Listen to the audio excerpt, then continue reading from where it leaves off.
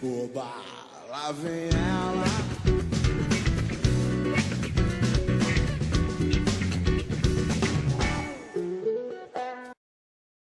Ea! Viva! Salve São Paulo, salve Brasil! Oba, hoje é segunda-feira. Um salve daqui com todo o meu carinho. Eu que sou Cláudia Ricken, os cumprimento afetuosamente. Vamos falar de construir, vamos falar de educação.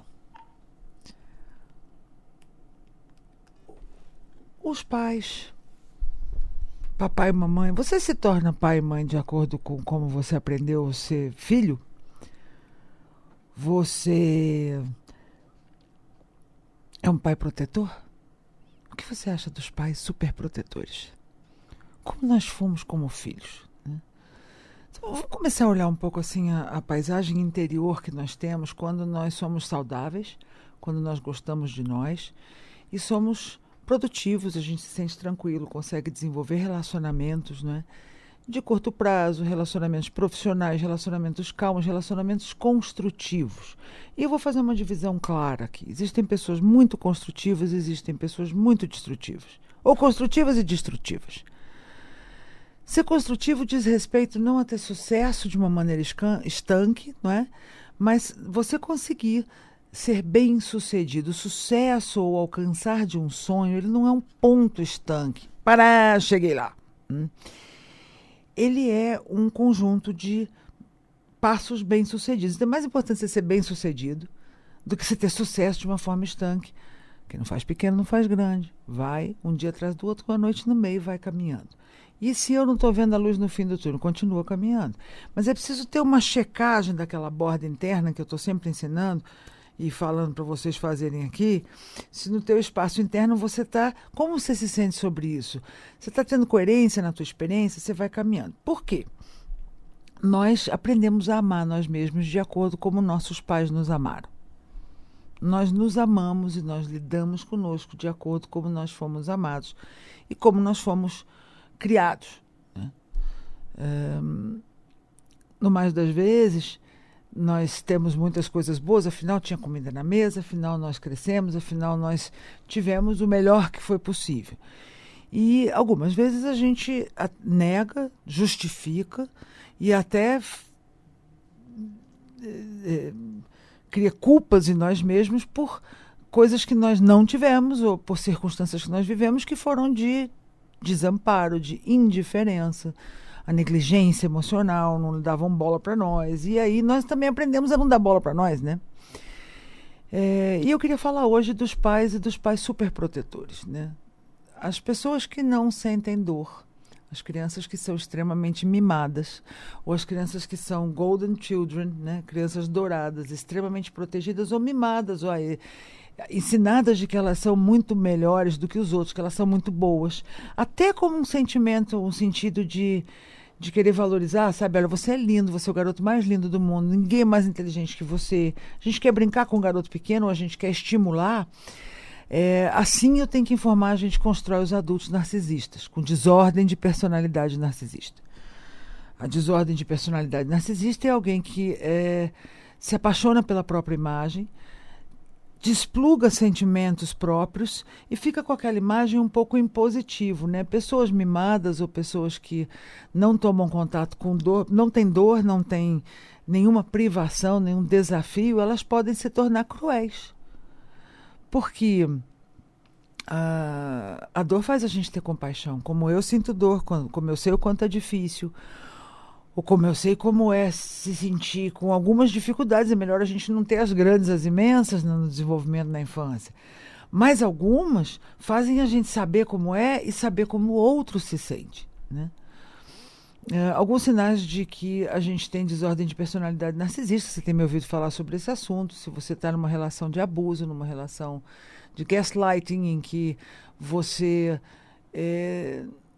sofre acusações ou sofre confusão, você percebe claramente que está sendo manobrado e não sabe nem como mostrar isso para os outros, porque fica uma coisa confusa, a pessoa ou é mentir, roubar, trair, ou é fazer confusão, ou é manipular e manobrar as coisas para parecer, de alguma maneira, te faz esperar ou te confunde a respeito da realidade do que vai acontecer, põe a culpa em você, cria um drama e você que é culpado. Esse tipo de jogo de manipulação é muito desgastante, às vezes existe até violência física e existe ajuda para isso. É muito importante que você saiba que existe ajuda para isso. Tenha calma, porque existe ajuda para isso.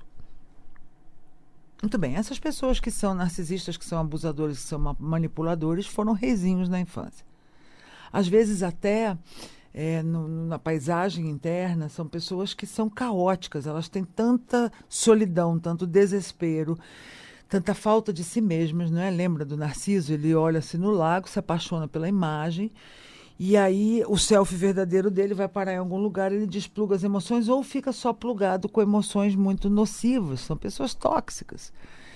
E com esse falso self, essa imagem, essa atuação, sai caminhando pelo mundo. Muitas vezes as pessoas falam, puxa, coitado, então ele tem uma criança, o contato com a criança interna, infelizmente, não. Uma desordem de personalidade narcisista, borderline, cluster B, verdadeira, tem pouca chance de se desenvolver. Essas pessoas enrolam o terapeuta, manipulam o terapeuta, o juiz, o advogado, todo mundo, e não tem nenhuma disponibilidade. É fácil você saber se a pessoa não está nunca errada, ela não desconfia, ela não pensa em mudar, né? Ela vê que a culpa é dos outros, e ela tem uma coisa self-entitled, né? Auto-intitulada, de que ela é melhor que os outros e que ela está sempre certa. Quando nós temos compaixão, quando a gente se coloca no lugar dos outros, a gente pensa, será que eu tenho que melhorar nisso? Será que tem alguma coisa que... Quando você faz esse questionamento, você já se afasta. Um pouco de narcisismo todo mundo tem, mas quando falo de desordem de personalidade, a gente então está falando de um bunker, uma caverna, um isolamento antissocial e, ao mesmo tempo, uma imagem para uso externo e uma tentativa de, através da imagem, provocar reações nos outros. Então, são pessoas que tentam provocar a sua reação, mexer com as suas emoções, posto que as emoções próprias estão desligadas, eles vão tentar mexer com as suas emoções e provocar em você uma reação. Porque essa é a maneira, se eu não estou lidando com as minhas emoções, eu estou desplugada, eu vou te provocar. Então eu vou te enlouquecer, eu vou te irritar, ou eu vou fazer gaslighting, dizer que eu não fiz uma coisa que eu fiz, ou te confundir, né? Dizer que você tá com problema, você está implicando, começa a colocar no outro coisas. Esse tipo de manipulação nasceu de crianças mimadas, pais superprotetores, cuidado. Quando a gente super mima e super protege as crianças na educação, eles começam a desplugar e achar que eles são reizinhos. E eles podem se tornar pessoas com desordem de personalidade que são abusivos, porque eles não podem ter privação. Alguns narcisistas de desordem de personalidade até tiveram privação e abuso. A gente fala, nossa, mas espera, essas pessoas sofreram. Sim, mas junto com isso, um pai privou, bateu, lanhou, abandonou, negligenciou, teve um jogo de família terrível, essas pessoas sofreram um abuso muito grande, mas alguém da família, porque se sentiu muito culpado, porque um dos pais morreu e coitado está órfão, então vai lá e super protege. Não nasce um narcisista que não seja hiperprotegido de alguma maneira. Que ele conte para ele mesmo que ele é a razão do mundo girar, que ele é a razão do sol nascer, que ele é a razão do sol se pôr. E essas pessoas sofrem profundamente e fazem os outros sofrerem muito mais. Porque é muito difícil, com as desordens de personalidade, a gente se relacionar. Toda essa simpatia, que o Sam Vaknin chama, e você já me ouviu falar, da empatia fria, né? Faz com que um narcisista e pais narcisistas nos façam muito confusos. Por quê? Eles vão dividir. O narcisista o assunto sou eu, tudo tem que girar em torno de mim. Quando a criança é pequenininha e ela está como uma extensão da mãe, então ela é uma fofa, ela é bem-vinda porque ela só é uma continuidade da mãe, então está a meu serviço. Quando a criança começa a andar e começa a se afastar um pouco e, portanto, ir para a vida dela, aquilo fica perigoso, porque ela vai ter individuação.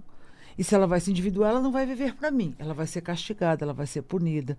Ou então é aquela coisa, né? Começa-se um movimento, fica quieto, senta aí, não faz barulho, o menino seja bonzinho.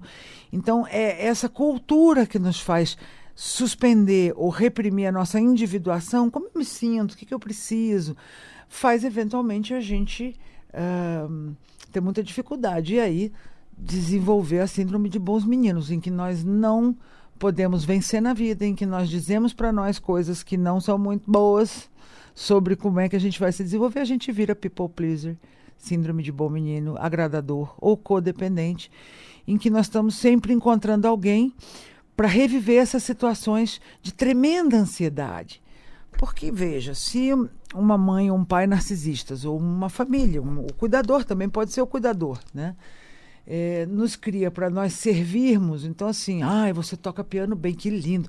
É porque ele Então, nós começamos a ser exibidos por uma habilidade, porque sabe matemática, ou porque toca piano, ou porque é uma pessoa que conta piada, né?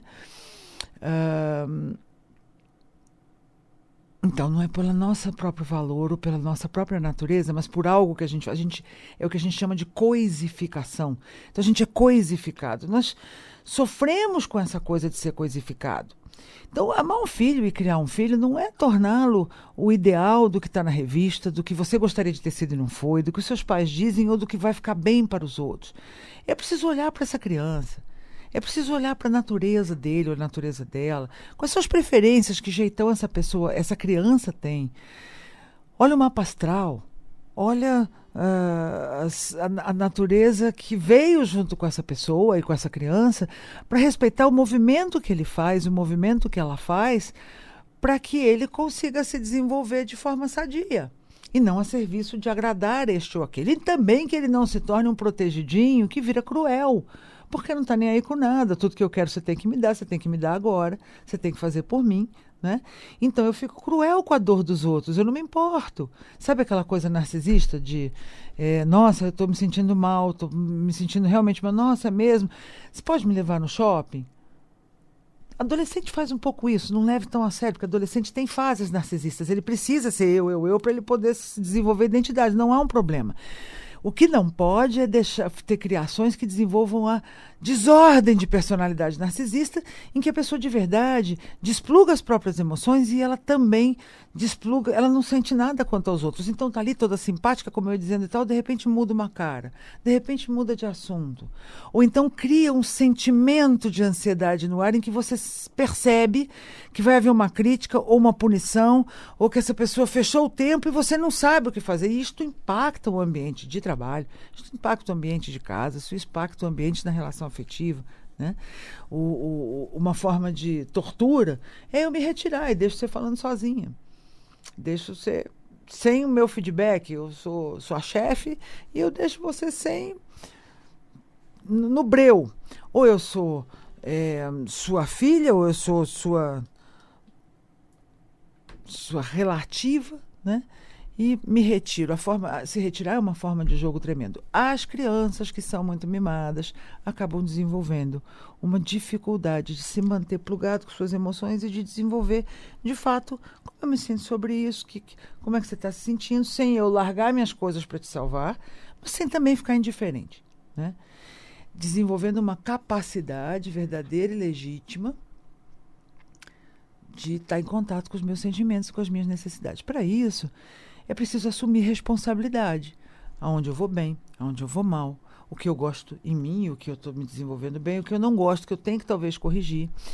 E a desordem de personalidade cluster B, o narcisista de cluster B, de desordem, ele nunca está errado. Ele está sempre certo. Ele conta, justifica, manobra, faz espuma, mas a verdade é que essas pessoas não acham que tem que resolver nada e não adianta levar para terapia, porque, assim como um borderline verdadeiro, vai ficar com aquelas ondas emocionais para cima e para baixo, enrola o terapeuta, chega lá e pede ajuda, depois no dia seguinte vem briga, agride, depois, desculpe, na verdade eu queria sua ajuda. Então são coisas impossíveis, porque não são pessoas que parecem de verdade estar preparadas. Se você está achando que é narcisista e está achando que é borderline, ou que tem oscilações de humor, procura ajuda profissional. Muitas pessoas que têm diagnóstico de borderline não são borderlines, são pessoas que têm estresse pós-traumático complexo. O estresse pós-traumático é que uma coisa me acontece e eu tenho um trauma daquilo, porque aquilo me machucou, aquilo me desamparou, aquilo me agrediu, aquilo me colocou numa situação de extrema vulnerabilidade, provavelmente numa idade em que eu não tinha como escolher sim ou não, eu não tinha sequer como me defender, eu não tinha como lidar com aquela situação. A morte de um parente, a morte de um dos pais, uma situação confusa de briga na família, um divórcio, abuso mesmo, aquelas confusões de manipuladores que existem na família. Bom, eu não tinha como me defender daquilo. Isto pode trazer um trauma. E eu tenho estresse pós-traumático quando eu lembro, quando eu vou enfrentar uma situação parecida. O estresse pós-traumático complexo é quando, de verdade, eu fico tantos anos nesse tipo de abuso, tantos anos nesse tipo de manobra, tantos anos nessa confusão, que eu já nem sei, o meu verdadeiro estado de recurso fica comprometido, né? E o estresse pós-traumático complexo, às vezes, tem sintomas muito parecidos com borderline. Uma desordem borderline é terrível, são variações de humor em que a pessoa fica muito histérica, pode ir para drogas, pode ir para álcool, pode ir para balada, festa, pode ir para sexo, e sexo promíscuo, e ficar no lado de cima muito histérica, ou né, o histriônico ou a histeria que pode aparecer aí, fica daquele jeito. E quando vai para o lado baixo, deprime, cai de cama e fica aquela coisa. Às vezes, quando a gente tem estresse pós-traumático complexo, a gente tem essa variação de ter um ânimo e de deprimir. E é diagnosticado como borderline, que tem que tomar muito cuidado, porque os verdadeiros cluster B estão longe de qualquer ajuda, não se dispõem à terapia, não se dispõem a melhorar. Tem variações que são muito graves. Se você levou um para casa ou tem um no seu trabalho, você sabe do que eu estou falando. Canso de dizer isso, adoraria dizer não, é só levar para terapia. Se a gente ajudar, se a gente trabalhar junto, essa pessoa vai, sorry, it doesn't work, não funciona. Essas pessoas estão quebradas, e até porque elas tiveram essa coisa. Agora, a educação superprotetora teve uma responsabilidade muito importante em essas pessoas se tornarem cruéis. E não é uma crueldade de... Às vezes, sim, quando a gente tem o psicopata ou sociopata, psicopata, psico vem de mente, ou da psique, né? Na verdade, de alma, psique é alma, e pata vem da raiz da palavra sofrimento, então sofrimento da alma, sofrimento da mente. Aí, sociopata quer dizer que a pessoa também tem essa mesma coisa, mas ela não teve isso por um aspecto genético, porque nasceu assim internamente, ela teve isso por uma questão social, uma distorção, uma questão de distorção social. Como nós não conseguimos concordar sobre isso, o DSM-5, que é o Disease Statistic Manual dos Estados Unidos, não tem a gente fica com o psicopata, sociopata, ou o cluster B, ou o narcisista, como um termo buquê, que traz vários desses aspectos. Todo psicopata será narcisista, nem todo narcisista será psicopata.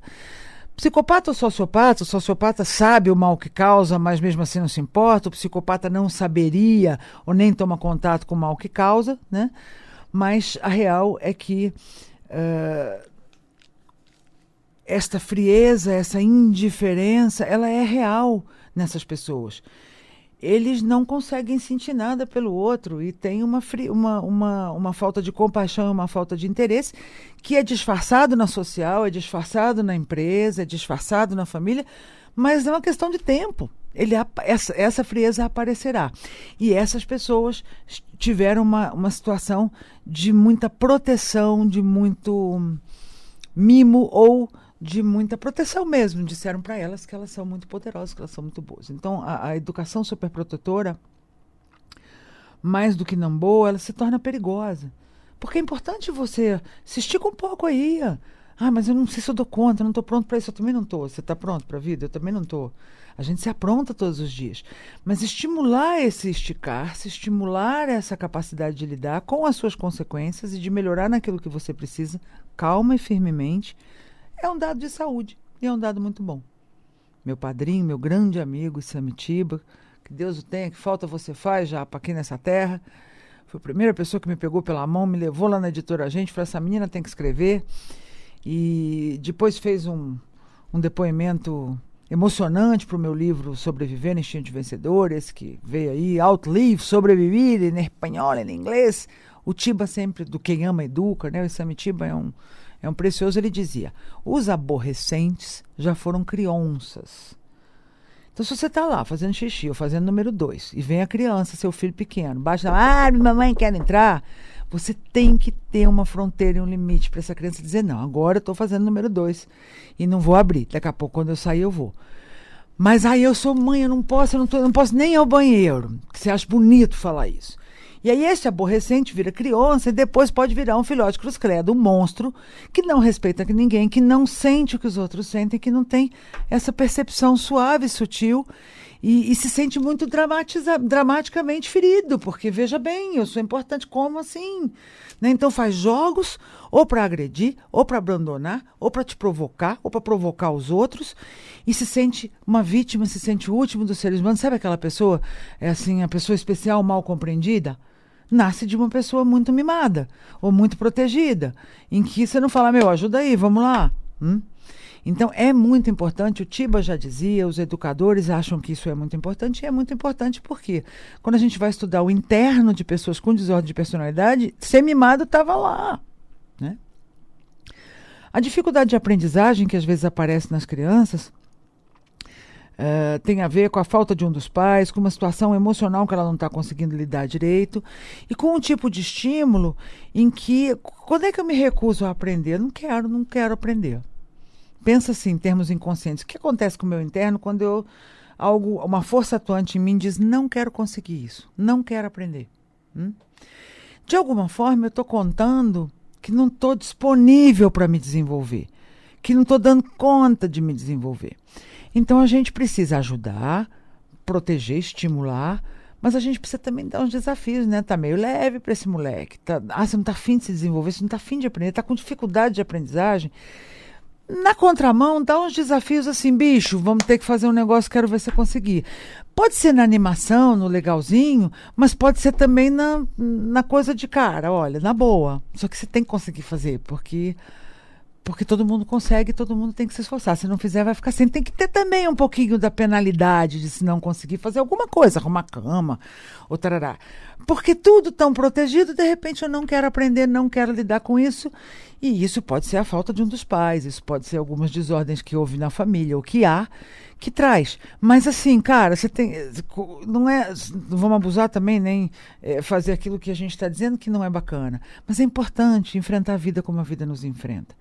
Stretch a little bit. Se estica um pouco. Não deu conta ainda. Eu tô com uma gaita aqui hoje, porque esse ano de 2016 eu vou aprender a tocar gaita direito.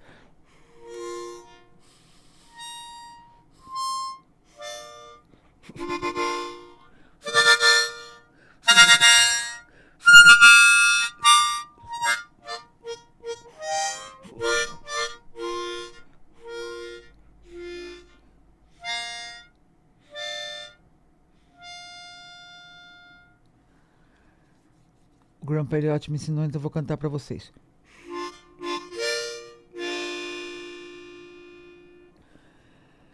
Aprender a tocar gaita, aprender a tocar piano, aprender a nadar, conseguir se desenvolver, conseguir fazer esporte, conseguir fazer esse trabalho, falar inglês, people go speak English, aula de espanhol, começar de pouquinho em pouquinho, não se julgar se der errado tão imediatamente, tão rapidamente. Mas não desistir. Ainda não está vendo o fim do túnel? Não está vendo evolução naqueles planos? Recalcula mais perto. Chega mais perto. Bom, no meu entorno aqui agora. E às vezes só sente o pé. Essa coisa de volta para os seus pés, né? Sente os pés e respira para você estar no aqui e agora. Dá a mão. Relações significativas são a única coisa que faz as pessoas declararem no fim da vida a felicidade, a verdadeira felicidade. Relações íntimas significativas, relações com o outro que são legais. Então, é muito importante a gente ter boas relações, mas ter boas relações faz também você falar do amor exigente. Não pode ficar banana, não pode arregar, porque a vida não aceita desaforo. Não é só o dinheiro que não aceita desaforo. Se você sonega e não, como diz o Caia Cunha, que veio aqui fazer o programa comigo, né? Não se apresenta, não comparece no jogo, ele lida com o jogador de futebol, o cara tá lá dentro do campo, mas não se apresenta, tá ali, ops, desculpe, eu não. Não tem para ninguém, a vida traz essa conta. Então se apresenta para jogar, agora se permite errar. Porque, de novo, né? A perfeição e a procrastinação é aquele medo, nunca tá bom, sempre tá errado. E aí você fica com aquele medo, então eu fico procrastinando porque eu tenho que perfeccionar um pouco mais na minha cabeça. Joga isso fora, tá bom. O bom o suficiente é na etapa que você tá. Eu corro e a turma fala, né? Não tem certo e errado. O pessoal estava falando, pô, correr 5 quilômetros em 1 hora. E tem uma turma da corrida que tira sarro, né? Porque fala, bom, 5 quilômetros em 1 hora, tá ótimo. É o seu tempo, é o seu corpo, é melhor fazer do que ficar se comparando com padrões. Qual é o padrão de certo e errado? Qual é o padrão de normalidade? Então, o padrão de normalidade é a gente se desafiar de acordo com como dá conta. E ter compaixão e ter bem-estar. Está se sentindo mal? Posso fazer alguma coisa por você? Você quer uma água? Posso te levar? É ter essa consideração pelos demais e também por si mesmo, né? Então, desenvolver relações sadias exige a gente se dispor a se esticar um pouquinho, aprender um pouquinho. Não superproteja seus filhos, mas também não os negligencie, porque a negligência também faz pessoas extremamente vulneráveis e não sadias, né? Então, vive e deixe viver, mas faça e deixe fazer. Eu faço o meu, você faz o seu, vamos junto. Isso, quando acontece naturalmente, é muito legal, que a gente se olha e tá todo mundo em si. Eu confio na força das minhas pernas, onde eu posso ir e voltar, na força do meu ser, na minha energia vital para conseguir fazer as coisas. Beijo, gente minha, até segunda-feira. Oba, lá vem ela.